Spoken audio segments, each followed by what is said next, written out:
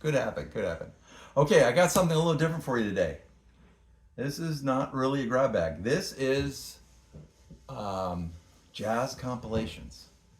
Jazz compilations. So you can talk about lots of different artists. And, Well, I've always collected jazz compilations as long, and I get the rock compilations, the 60s, 50s, you know, you name it, and I get abused for it. This is an excellent record. I have multiple copies of it. Oh, wow. There's not a bad track on the whole album. Oh wow! Yeah, I'm getting some little love in there. This is praise. definitely good. K Winding. Well, Verve Records, which was really run by Norman Granz, and he ran it as his little baby, and he loved every. Oh, this artist. is produced by Crude Taylor.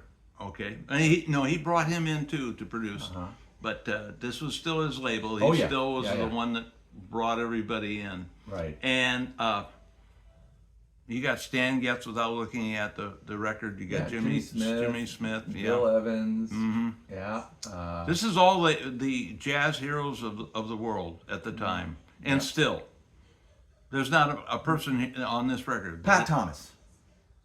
You know, I don't. Is Pat Thomas on there? Thomas is on this I couldn't tell you who he is. All right, there you go. Never had a Pat Thomas record. Anything to catch Dizzy. Anything to get him in a little trouble. But another great one.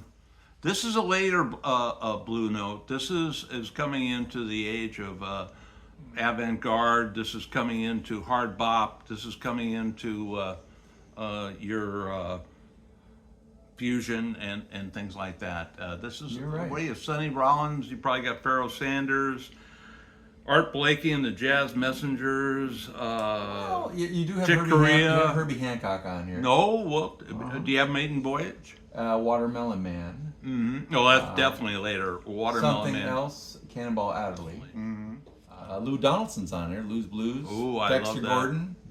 Clifford Brown. Oh, it's Sonny Rollins. You did mention Sonny Rollins, right? Yeah. He is on here. I thought so. Decision. Mm-hmm. So, and Horace Silver's on here. Bud Powell's on here. Oh, these are all the greats. Thelonious Monk. So, yeah, it's a double record. This is volume 2 of it, but you know, I'm sure volume 1's pleasant as there's well. some artists there that are really not thought of as Blue Note artists. Horace Silver was basically always on Blue Note.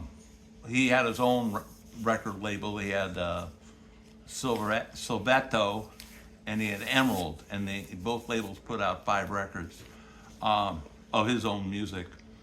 But I don't think of, for instance, Thelonious Monk on Blue Note. He's Columbia and Prestige. I didn't even remember. It must have been 1 or 2 albums where Norman Granz persuaded him to come over. So here's one called Solo Flutes, Trust in Me. Ensemble and Piccolo. Joel K. George Marge. Romero. Oh, so these are Stan not Webb. historic flute Stan players Webb's. by any means. Yeah. And flute is kind of a neglected jazz instrument, to tell you the truth. Yeah, so we were wrong on this one. This is a little bit different. It's Solo Flutes, Trust in Me, and it's. You know, I've heard it. I just heard it recently. A jazz expert talking about CTI as a record label, and there are some exceptions where there's some records of note in the CTI And this is catalog. A&M But a lot of records. CTI records are not. Well, let's put it this way: they fall into kind of nude music or smooth jazz. They really sounded like, let's throw a cocktail party and play this.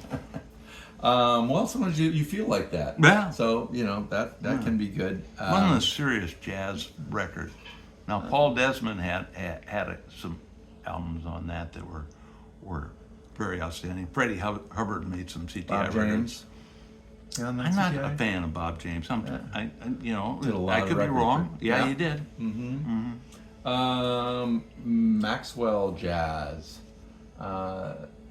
it's pretty funny. Well, they make tapes, and see the they're tapes on the showing that. background. So I really don't know what could be on this record. It's got Oscar Peterson doing Little Darlin', Benny Carter doing Tribute to Louis Armstrong, Tom Brown doing The Closer I Get to You, Spire Gyre doing Starburst, Jeff Lorber fusion when I really used. Well, this is then very late. This is gosh, it must be. Is this 1980? Well, 1978? I think they're taking from different places. Yeah, that could be too. This is Buddy Rich, You Gotta Try, Slam Stewart. Yeah, I saw that they got the albums that it's pulled from. This is actually a promotional record for the albums that are probably all on one label, guessing CTI. Sampler. Yeah. RCA Special Products. So, RCA never really had much in the way of jazz. They had a little bit, and most of it is forgettable. They kind of missed the jazz era. This is a nice mix of different jazz artists. I mean, you got Spire Gyre, you got Jeff Lorber fusion, you got Thad Jones. And I know you like those bands, and they're just too advanced for Dizzy's sake. Yeah. Well, there you go. It's okay. We can disagree. Got another one. There's another jazz right next to it, doing the same thing. It is different than the other one. This is Chick Corea on it, Dizzy Gillespie, Mark Allman, Henry Mancini, Woody Herman, Oscar Peterson, Louis Bellson, Paul Desmond. So another mixture of different artists, but that's what you're looking for in a compilation, is to get some different sounds.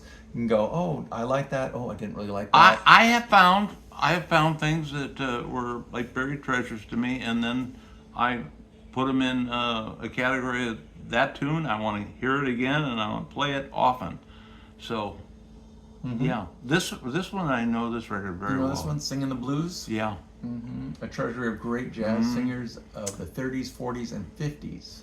And it's a 2-record set.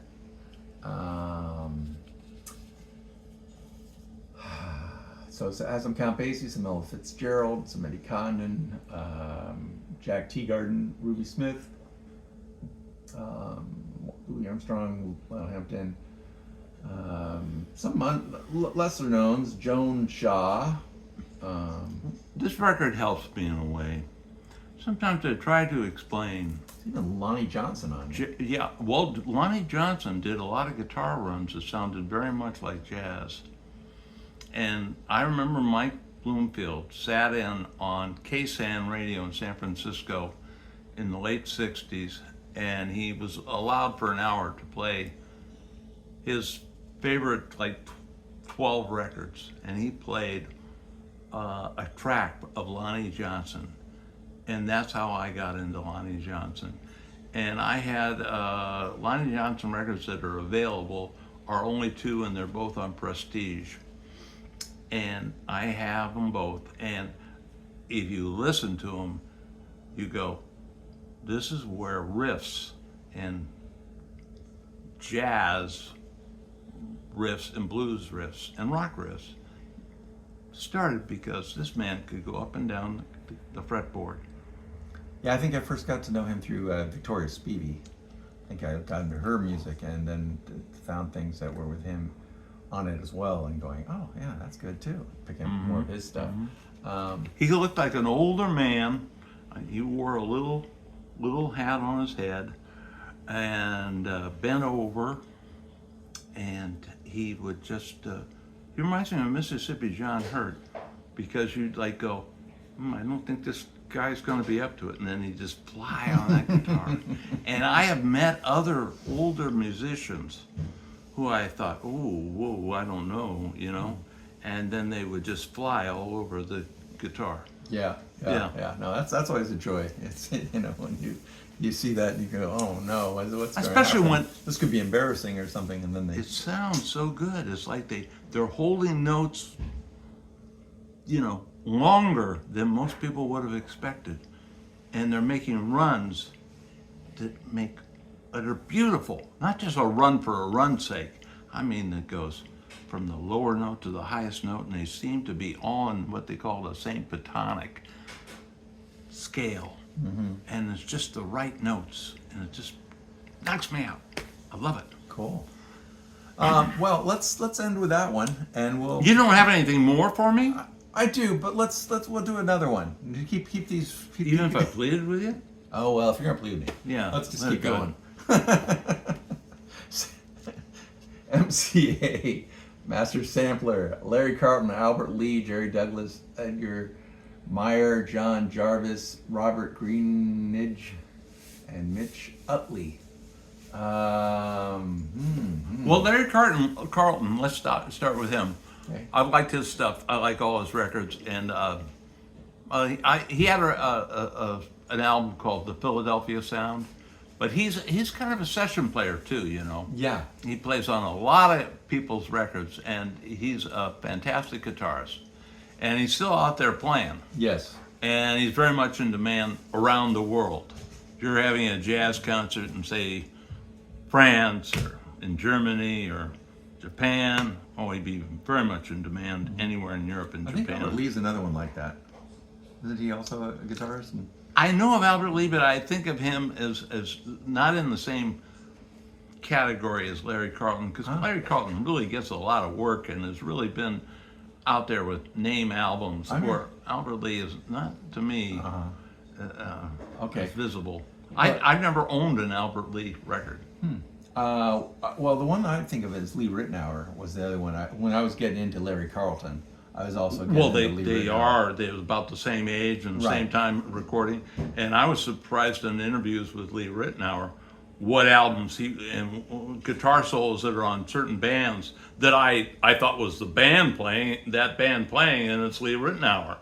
You know, Yeah. it kind of reminds me of the Wrecking Crew. You know, these are all very good, satisfactory musicians, the members of the Byrds or any of these other bands.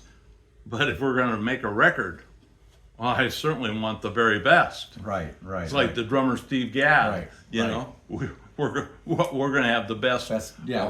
A lot of times that is it comes down to the drum sound, you know, when they're doing the recording and stuff. Sure. They go, you know, it's got to be a little more whatever, and magic. They will The look magic. for that magic. They will look for that sound. I remember when we were talking about Tom Petty, that one of the things they were looking for was that drum sound to be just right, and they would run that Stan Lynch over and over through the paces to get it just right. Musician's Guide, Volume 2. Now these are all definitely, I saw by the names, jazz fusion. I don't think there's anybody here that would be called straight jazz. Oh yeah. Oh wait. Well, hang on. Bud Powell, Enter Fire. Oh, Bud Powell's on this? Oh my and Clifford Brown, Max Clifford Roach. Brown? Oh my God. And Boy, I called the wrong one there. Bobby McFerrin. Delete. Billy Cobham. Woody Shaw. Dexter Gordon. Woody Mo Shaw Dawson. got kind of overlooked, but people definitely want his albums. Well, you see, I wasn't a fan of Billy Cobham. Mose Allison, oh, I love him. Clifford Brown and Max Roach, yeah, that's fantastic. Bud Powell. Boy, this is a good album. And it's on a label Musician, which I kind of respect. Musician albums, I don't think they did anything other than buy tracks from other labels and put them on their it's their Elektra. label. Or take a concert that somebody had recorded and buy it and put it out. Yeah, so it's a guided musical tour through the second album released on Elektra Musicians Record. Well, Elektra is not thought of as a jazz label. No, you know. no, it's not. So, yeah, it's Larry Coryell was on Elektra. Oh. How about this one? You talk about different producers, right? The Toyota Jazz Parade. Rock. I guess if you bought a new Dixie, car, and they then gave you there's an that rock. album, you know?